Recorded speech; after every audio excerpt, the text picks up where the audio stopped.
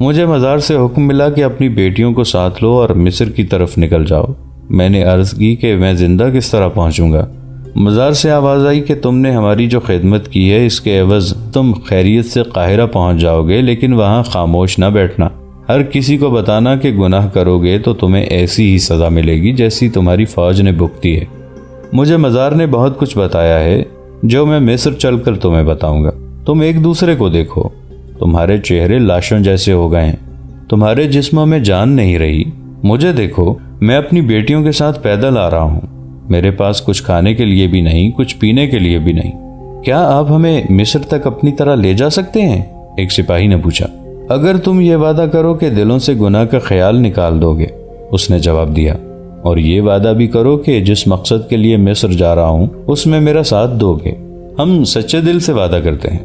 بہت سی آوازیں سنائی دیں۔ ہمیں اپنا مقصد بتائیں، ہم جب تک زندہ ہیں آپ کے ساتھ رہیں گے۔ میں صرف اپنی جان اور اپنی بیٹیوں کی عزت بچانے کے لیے رملہ سے نہیں بھاگا، اس نے کہا۔ مجھے مزار نے حکم دیا ہے کہ مصر جا کر لوگوں کو بتاؤں کہ تم فرعونوں کی سرزمین کی پیداوار ہو، اس مٹی میں گناہوں کی تاثیر ہے۔ حضرت یوسف علیہ السلام مصر میں نیلام ہوئے تھے، حضرت موسیٰ علیہ السلام کی بے ادبی مصر میں ہوئی تھی، مصر میں پیغمبروں کے قبیلے فرعونوں کے ہاتھوں قتل ہوئے تھے۔ اے مصر والو، اس مٹی کی تاثیر سے اور اس کی فضا کے اثر سے بچو اور خدا کی رسی کو مضبوطی سے پکڑو، تمہاری تباہی اور سزا شروع ہو چکی ہے۔ میں یہ پیغام مصر والوں کے لیے لے جا رہا ہوں۔ تم اگر یہ پیغام سارے ملک میں پھیلانے میں میری مدد کرو گے تو تمہاری دنیا بھی بہشت رہے گی اور آخرت میں بھی تمہارے لیے بہشت کے دروازے کھول دیے جائیں گے۔ سورج غروب ہونے میں ابھی بہت دیر باقی تھی۔ رملہ کی طرف سے آنے والے 2-3 سپاہی قریب سے گزرے۔ سیاہ ریش نے کہا کہ انہیں روک لو، یہ رات تک زندہ نہیں رہیں گے۔ انہیں روک لیا گیا۔ وہ سسکیوں کی طرح پانی مانگ رہے تھے۔ سیاہ ریش نے انہیں کہا، پانی رات کو ملے گا، اس وقت تک اس خدا کو یاد کرو جس نے تمہیں رملہ سے زندہ نکالا اور نئی زندگی دی ہے۔ کچھ دیر بعد 2 آدمی گھوڑوں پر سوار ادھر سے گزرے۔ وہ فوجی نہیں تھے۔ انہوں نے اس قافلے کو دیکھا، پھر سیاہ ریش کو دیکھا۔ انہوں نے گھوڑے روک لیے، کود کر اترے، گھوڑوں کو وہیں چھوڑ کر دوڑے آئے۔ دونوں نے سیاہ ریش کے سامنے سجدہ کیا، پھر اس کے ہاتھ چومے اور پوچھا، یا مرشد، آپ کہاں؟ اس کا جواب سن کر ان دونوں سپاہیوں کو بتایا کہ وہ کتنے خوش نصیب ہیں کہ اللہ کی بھیجی ہوئی اس بزرگ و برتر شخصیت کا ساتھ انہیں میسر آیا ہے۔ انہوں نے یہ بھی بتایا کہ سیاہ ریش نے 1 سال پہلے بتا دیا تھا کہ مصر کی گنہگار فوج اس مزار کے علاقے میں آئے گی تو تباہ ہو جائے گی۔ ادھر ادھر دیکھو، سیاہ ریش نے سب سے کہا، یہاں کہیں کوئی بھولا بھٹکا اس طرف نظر آ جائے اسے یہاں لے آؤ، رات کو یہاں کوئی بھوکا اور پیاسا نہیں رہے گا۔ گزرنے کا یہی ایک راستہ تھا، باقی تمام علاقہ ٹیلوں کا تھا اور یہ وسیع علاقہ تھا، اس کے اندر جانا بیکار تھا۔ باہر سے ہی پتہ چل جاتا تھا کہ یہاں پانی کا نام و نشان تک نہیں۔ سب کو موت نظر آ رہی تھی۔ مصر کی سرحد ابھی بہت دور تھی، یہ لوگ سہارے ڈھونڈ رہے تھے۔ وہ سیاہ ریش کے آگے بیچے جا رہے تھے۔ اس کی ہر ایک بات ان کے دلوں میں بیٹھ گئی تھی، مگر پیاس کی شدت سے 2-3 سپاہی غشی کی حالت میں چلے گئے تھے۔ سیاہ ریش انہیں تسلیاں دے رہا تھا۔ سورج غروب ہو گیا، پھر رات تاریک ہو گئی۔ بہت دیر بعد جب صحرا خاموش تھا، ٹیلوں کے اندر سے ایک پرندے کی آواز سنائی دی۔ سب چونک اٹھے۔ ایسے جہنم میں جہاں پانی کا تصور بھی نہیں تھا اور موت سر پر منڈلا رہی تھی، وہاں پرندے کی آواز غیر قدرتی تھی۔ یہ پرندہ ہو ہی نہیں سکتا تھا۔ سب کی سانسیں رک گئیں، یہ کوئی بدرو ہو سکتی تھی۔ اللہ تیرا شکر، سیاہ ریش نے سکون کی آہ لے کر کہا، میری دعا قبول ہو گئی۔ اس نے اپنے سامنے بیٹھے ہوئے 2 سپاہیوں سے کہا، تم دونوں اس طرف جاؤ، 40 قدم گنو، وہاں سے دائیں کو مڑ جاؤ، 40 قدم گنو، وہاں سے بائیں کو مڑ جاؤ۔ آگے کہیں آگ جلتی نظر آئے گی، اس کی روشنی میں تمہیں پانی نظر آئے گا، شاید کھانے کے لیے بھی کچھ ہو، جو کچھ وہاں پڑا ہوا اٹھا لانا۔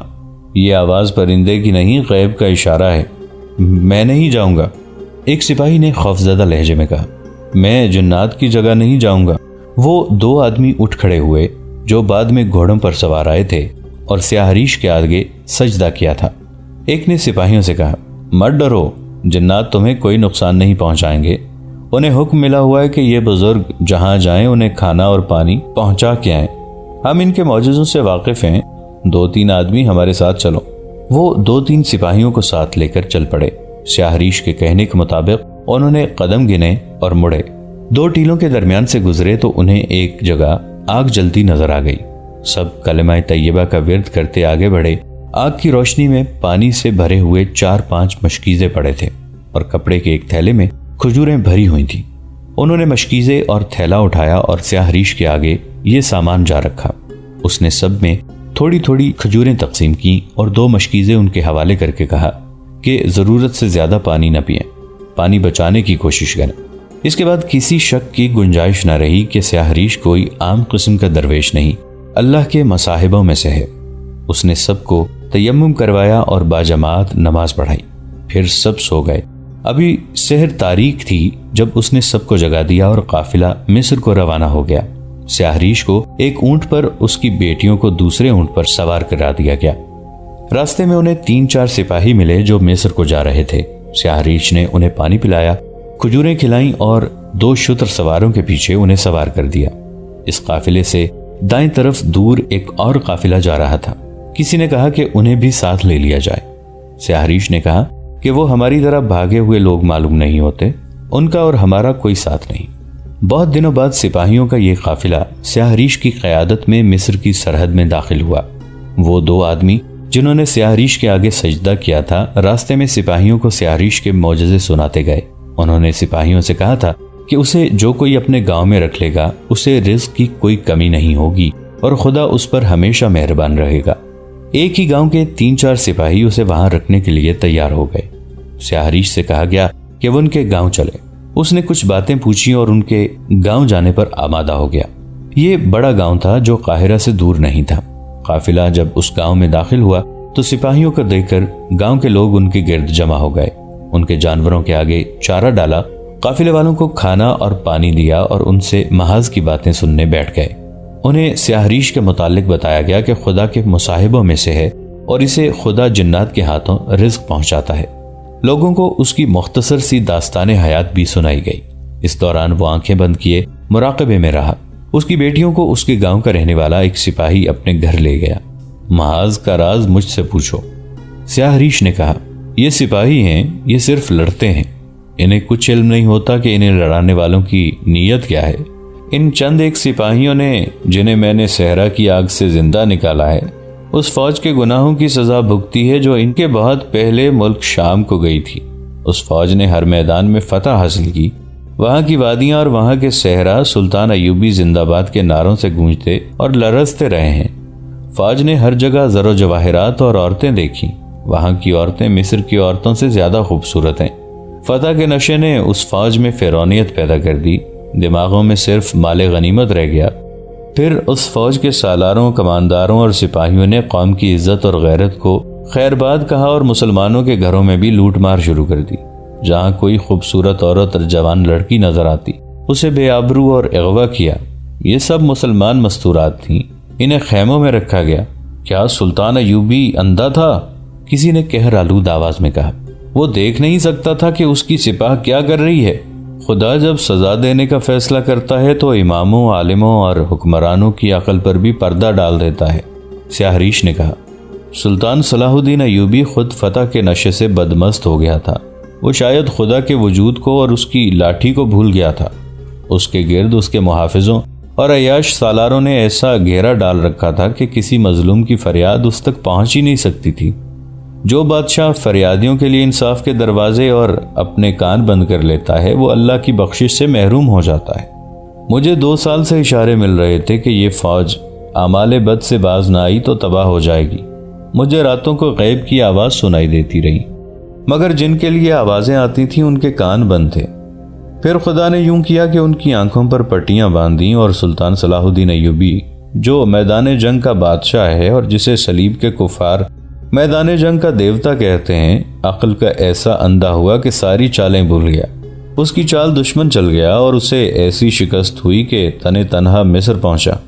ہم صلیبیوں سے شکست کا انتقام لیں گے، ایک جوشیلے دیہاتی نے کہا۔ ہم اپنے بیٹوں کو قربان کر دیں گے۔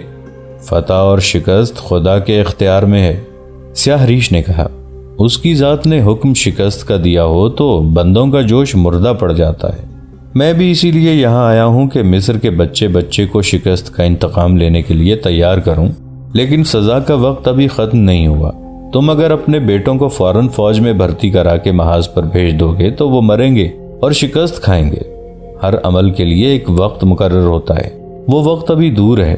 جب شکست کو فتح میں بدل دو گے، سب سے پہلے خدا کو یاد کرو، اس سے ان بیٹوں کے گناہوں کی بخشش مانگو جنہیں تم نے ملک شام میں بھیجا ہے۔ شکست کی ذمہ داری میرے سر پر ڈالو، سلطان صلاح الدین ایوبی نے کہا۔ وہ اپنے سالاروں، نائب سالاروں، کمانداروں اور شہری انتظامیہ کے حکام سے خطاب کر رہے تھے۔ شکست کے اسباب بڑے واضح ہیں۔ مجھ سے یہ غلطی ہوئی ہے کہ میں نئی بھرتی لے کر گیا تھا۔ اگر میں زیادہ انتظار کرتا اور مصر میں بیٹھا رہتا تو دشمن سارے شام میں پھیل جاتا۔ میں نے فوج کی جس کمی کو نئے سپاہیوں سے پورا کیا ہے اس کے متعلق تم جانتے ہو کہ اس کا ذمہ دار کون ہے، لیکن میں اب اس بحث میں وقت ضائع نہیں کروں گا کہ اس کا ذمہ دار کون ہے اور وہ گناہ فلاں نے کیا ہے۔ اگر جرم عائد کرنے ہیں تو مجھ پر کرو۔ فوج کو میں نے لڑایا ہے، اگر چالیں غلط تھیں تو میری تھیں۔ اس کا کفارہ مجھے ادا کرنا ہے اور میں کروں گا۔ فتح اور شکست ہر مارکے کا انجام ہوتا ہے۔ آج ہم اس انجام سے دوچار ہوئے ہیں جس کے لیے تم ذہنی طور پر تیار نہیں تھے، اسی لیے تم سب کے چہروں پر اداسی اور آنکھوں میں بے چینی ہے۔ اگر تم مجھے شکست کی سزا دینا چاہتے ہو تو میں اس کے لیے بھی تیار ہوں۔ میرے کانوں میں یہ آوازیں بھی پہنچ رہی ہیں کہ میری فوج شام میں جا کر آبرو ریزی، لوٹ مار اور شراب خوری کی عادی ہو گئی تھی۔ مجھے یہ بھی بتایا جا رہا ہے کہ میں نے خلیفہ بغداد پر دہشت طاری کرنے کے لیے دانستہ شکست کھائی ہے اور میں شکست کو فتح میں بدل کر خلیفہ کو اپنا مرید بنانے کی کوشش کروں گا۔ مجھے فرعون تک کہا جا رہا ہے۔ میں کسی بھی الزام کا جواب نہیں دوں گا۔ ان الزامات کا جواب میری زبان نہیں، میری تلوار دے گی۔ میں الفاظ سے نہیں، عمل سے ثابت کروں گا کہ یہ کس کے گناہ تھے جن کی سزا مجھے اور میرے۔ اتنے میں دربان نے اطلاع دی کہ حماد سے قاصد آیا ہے۔ سلطان ایوبی نے اسے فوراً اندر بلایا۔ گرد و غبار سے اٹے ہوئے اور تھکن سے چور قاصد نے سلطان ایوبی کو العادل کا پیغام دیا۔ پیغام کھول کر پڑھا تو سلطان ایوبی کی آنکھوں میں آنسو آ گئے۔ انہوں نے پیغام ایک سالار کے ہاتھ میں دے کر کہا، یہ پڑھ کر سب کو سناؤ۔ سالار پیغام پڑھتا جا رہا تھا، سب کی آنکھوں میں چمک آتی جا رہی تھی۔ یہ گناہگاروں کا کارنامہ ہے، سلطان ایوبی نے کہا۔ تم میں سے جو قاہرہ میں تھے نہیں جانتے تھے کہ العادل کے پاس کتنی فوج ہے۔ تم یہ بھی نہیں جانتے تھے کہ بالڈوین کے پاس 10 گنا زیادہ فوج تھی۔ اس کے سوار زرہ پوش ہیں، اس کے پیادے لوہے کے خود پہنتے ہیں۔ کیا العادل کے مجاہدین نے ثابت نہیں کر دیا کہ ہم شکست کو فتح میں بدل سکتے ہیں؟ کیا تم مجھ سے یہ توقع رکھتے ہو کہ سر پکڑ کر بیٹھ جاؤں؟ اگلی جنگ کی تیاری کرو، مجھے فوج کی بھرتی دو۔ تمہیں قبلہ اول پکار رہا ہے، میں دشمن کے ساتھ کوئی سمجھوتا اور معاہدہ نہیں کروں گا۔ العادل کے پیغام نے جہاں سلطان صلاح الدین ایوبی کو حوصلہ دیا، وہاں تمام سالاروں وغیرہ کے بھی مجروح حوصلے تر و تازہ ہو گئے۔ ان میں سے بعض کے دلوں میں سلطان ایوبی اور ان کی فوج کے خلاف شکوک پیدا ہو گئے تھے۔ وہ صاف ہونے لگے۔ العادل نے اسی ایک مارکے پر اکتفا نہیں کی، انہوں نے اپنے دستوں کو 30 سے 40 کی نفری کے جیشوں میں تقسیم کر دیا اور انہیں اس علاقے میں لے گیا جہاں بالڈوین کی فوج خیمہ زن ہو گئی تھی۔ العادل نے اپنے جیشوں کے کمانداروں کو شبخون مارنے اور غائب ہو جانے کی ہدایات دیں۔ مقصد یہ تھا کہ دشمن کو پریشان رکھا جائے تاکہ وہ پیش قدمی بھی نہ کر سکے اور آرام سے بیٹھ بھی نہ سکے۔ بالڈوین پہلے ہی نقصان اٹھا چکا تھا۔ وہ اس ارادے سے اتنی زیادہ فوج لے کر آیا تھا کہ دمشق تک کے علاقے پر قبضہ کر لے گا۔ اب اس کی یہ حالت ہو گئی کہ ہر رات خیمہ گاہ کے کسی نہ کسی حصے پر تیروں کی بوچھاڑ ہو جاتی یا حملہ ہو جاتا تھا۔ فوج کے بیدار ہونے تک حملہ آور دور نکل گئے ہوتے تھے۔ بالڈوین نے فوج کو تمام تر علاقے میں دور دور پھیلا دیا تھا۔ العادل کے چھاپہ ماروں کو پکڑنے کے لیے اس نے بھی ٹولیاں تیار کر لیں جو رات کو گشت پر رہتی تھی، مگر ہر صبح بالڈوین کو یہ خبر سننی پڑتی کہ آج فلاں کیمپ پر حملہ ہوا ہے یا فلاں ٹولی ماری گئی ہے۔ وہ علاقہ پہاڑی تھا، اس سے العادل کے چھاپہ مار جیش خوب فائدہ اٹھا رہے تھے، مگر یہ فائدہ العادل کو بہت مہنگا پڑ رہا تھا۔ چھاپہ مار انتہائی دلیری سے شبخون مارتے تھے کہ دشمن کے کیمپ کے اندر چلے جاتے اور ان میں سے چند ایک جانیں قربان کر دیتے تھے۔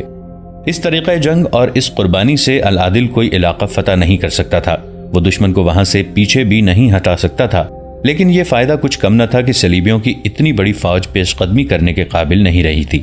اگر بالڈوین پیش قدمی کرتا تو آمنے سامنے جنگ میں العادل اتنی قلیل فوج سے اس کے سامنے 2 گھنٹے بھی نہ ٹھہر سکتا۔ اس نے بالڈوین کے کیمپ میں کام کرنے والے مقامی لوگوں میں اپنے جاسوس بھی چھوڑ رکھے تھے۔ وہ دشمن کی ذرا ذرا سی حرکت کی اطلاع العادل کو دے دیتے تھے۔ ایک بار ان جاسوسوں میں سے ایک نے صلیبیوں کے اس خشک گھاس کے پہاڑ جیسے انبار کو آگ لگا دی تھی جو انہوں نے گھوڑوں کے لیے جمع کر رکھا تھا۔ العادل کو اطلاع مل چکی تھی کہ دمشق سے تھوڑی سی کمک آ رہی ہے۔ حلب سے کمک ملنے کی توقع نہیں تھی۔ الملک الصالح نے پیغام کا جواب دیا تھا کہ صلیبی یعنی فرینکس، جنہیں فرنگی کہا جاتا تھا، قلعہ ہرن کو محاصرے میں لینا چاہتے ہیں۔ اگر انہوں نے ایسا ہی کیا تو ان پر حلب کی فوج سے حملہ کیا جائے گا۔ چند ایک یورپی مورخین نے صلیبی جنگوں کے اس دور کے متعلق لکھا ہے کہ رملہ کی شکست کے بعد اسلامی فوج کو ختم کر دیا گیا۔ اس کے جو دستے بچ گئے تھے انہوں نے لوٹ مار کو پیشہ بنا لیا۔ وہ صلیبیوں کے فوجی قافلوں کو لوٹ لیتے تھے۔ حقیقت یہ ہے کہ لوٹ مار خود صلیبی کرتے تھے۔ زیادہ تر مورخ اس کی تصدیق کرتے ہیں۔ اس سے پہلے بھی اس سلسلے کی کہانیوں میں مورخوں کے حوالے سے بیان کیا گیا ہے کہ صلیبی فوج مقبوضہ علاقوں میں مسلمان قافلوں کو لوٹ لیا کرتی تھی، اور یہ لوٹ مار اسی طرح کرتی تھی جیسے یہ کوئی فوجی ڈیوٹی ہو۔ جن مسلمان دستوں کے متعلق چند ایک مورخوں نے لکھا ہے کہ وہ لوٹ مار کرنے لگے تھے، وہ العادل کے چھاپہ مار جیش تھے، جنہوں نے شاہ بالڈوین کی اتنی بڑی فوج کو گوریلا آپریشن سے ایک ہی علاقے میں الجھا لیا تھا۔ پہلے کہا جا چکا ہے کہ شب خون یعنی گوریلا آپریشن العادل کو مہنگا پڑ رہا تھا، لیکن اس کے ٹروپس کا جذبہ ایسا تھا کہ کوئی سپاہی منہ نہیں پھیرتا تھا۔ اکثر جیش مسلسل وادیوں وغیرہ میں ہی گھومتے اور بھٹکتے رہتے تھے۔ اپنی ضروریات پوری کرنے کے لیے بھی اپنے اڈے پر واپس نہیں آتے تھے۔ اسد الاسدی کی غیر مطبوعہ تحریروں کے مطابق وہ چیتوں کی طرح شکار کی تلاش میں رہتے تھے، اور جب شکار پر جھپٹتے تھے تو انہیں اپنی جانیں چلی جانے کا کوئی غم نہیں ہوتا تھا۔ وہ دشمن کو زیادہ سے زیادہ نقصان پہنچانے کی کوشش میں شہید اور شدید زخمی ہوتے تھے۔ ان کی راتیں دشت و بیابان میں گزرتیں اور وہ من پسند کھانوں سے اپنے آپ کو محروم رکھتے تھے۔ مگر قاہرہ میں یہ پروپیگنڈا بہت تیزی سے بڑھتا جا رہا تھا کہ اپنی فوج بدکار اور عیاش ہو گئی ہے، اور رملہ کی شکست اسی کی سزا ہے۔ قاہرہ کی انٹیلیجنس کو یہ پتہ نہیں چلتا تھا کہ پروپیگنڈا کہاں سے اٹھ رہا ہے۔ کیا یہ نئے سپاہیوں کی غیر محتاط باتوں کا نتیجہ ہے، یا دشمن کے باقاعدہ ایجنٹ سرگرم ہیں؟ یہ بھی دیکھا گیا کہ لوگ فوج میں بھرتی ہونے سے ہچکچاتے تھے۔ اس شکست سے پہلے مصریوں کا رویہ یہ نہیں تھا۔ علی بن سفیان اور غیاث بلبیس نے اپنے مخبروں اور جاسوسوں کا جال بچھا دیا، مگر اس کے سوا کچھ پتہ نہیں چلتا تھا کہ لوگ فوج کو بدنام کر رہے ہیں۔ سلطان ایوبی کے خلاف بھی باتیں سنائی جا رہی تھیں۔ وہ سیاہ ریش سفید پوش جو 2 بیٹیوں کے ساتھ ایک گاؤں میں ٹھہرا تھا، وہیں کا ہو کے رہ گیا۔ گاؤں والوں نے اسے ایک مکان دے دیا تھا۔ اس نے کھلی محفل میں بیٹھنے اور باتیں کرنے سے پرہیز شروع کر دیا تھا کہ اسے مصریوں کے گناہ معاف کرانے کے لیے 3 ماہ کا چلہ کرنا ہے۔ وہ اب مکان سے باہر تھوڑی سی دیر کے لیے نکلتا اور خاموش رہتا، حاضرین کو ہاتھ لہرا کر سلام کرتا اور اندر چلا جاتا تھا۔ اس کے خاص مصاحبوں میں وہی سپاہی تھے جو اس کے ساتھ آئے تھے، اور وہ 2 آدمی تھے جنہوں نے ٹیلوں کے علاقے میں اس کے آگے سجدہ کیا تھا۔ ان سب نے اس کی اتنی تشہیر کر دی تھی کہ دور کے لوگ بھی اس کی جھلک دیکھنے کو پہنچ جاتے تھے۔ ایک شام علی بن سفیان کا ایک جاسوس اپنی خفیہ ڈیوٹی پر قاہرہ کے مضافات میں کسی بہروپ میں گھوم پھر رہا تھا۔ شام ہو گئی۔ وہ نماز پڑھنے کے لیے ایک مسجد میں چلا گیا۔ نماز کے بعد امام نے دعا مانگی۔ دعا ختم ہوئی تو ایک نمازی نے رملہ کی شکست کی بات شروع کر دی۔ اس نے سلطان ایوبی کی فوج کے خلاف وہی باتیں کی جو سیاہ ریش نے کی تھیں۔ اس نمازی نے سیاہ ریش کا حوالہ اس طرح دیا کہ وہ غیب دان ہے اور جنات اسے رزق پہنچاتے ہیں۔